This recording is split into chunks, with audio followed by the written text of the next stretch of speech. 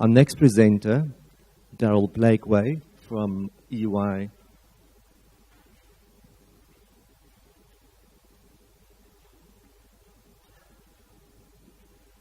Tax Performance Advisory, is going to talk about potential governance failures from a practitioner point of view, and this extends the conversation that we've just had on tax governance in the boardroom.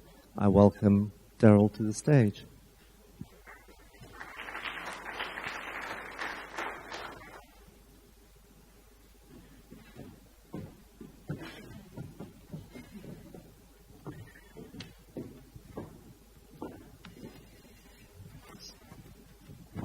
Morning, everyone. It's great to be addressing you again at the Tax Indaba. Just going through and listening to the previous presentation, it's very linked into what I want to cover today. So I wanted to highlight some of the things that came through from the EY's 2014 Tax Risk and Controversy Survey, which was done on a global basis, and it did cover South Africa. Unfortunately, it didn't cover the whole of Africa. Also going to look at the tax agenda. What is sitting on the tax agenda now? The new wave of tax risks and how we're actually going to, how do tax functions get this right?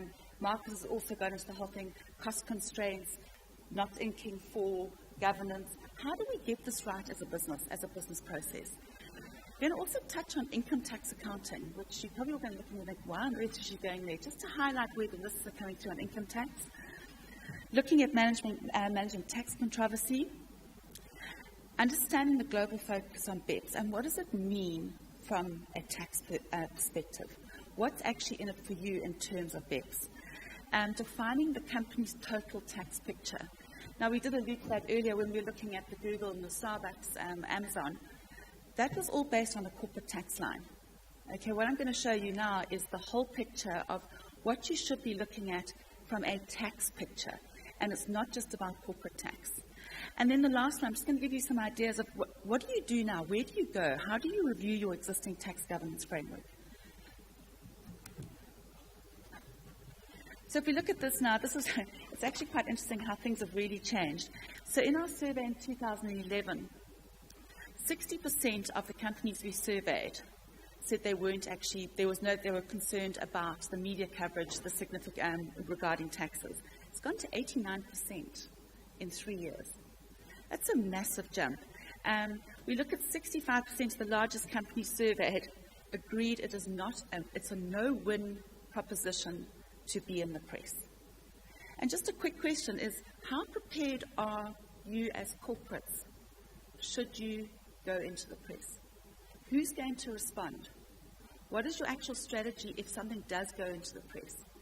Because I can tell you just from looking at the practice that we've seen, the worst person to go to the press is the tax person. Okay, you need to stay well away from the press. You need to have the other people going to the press, not tax people going to the press.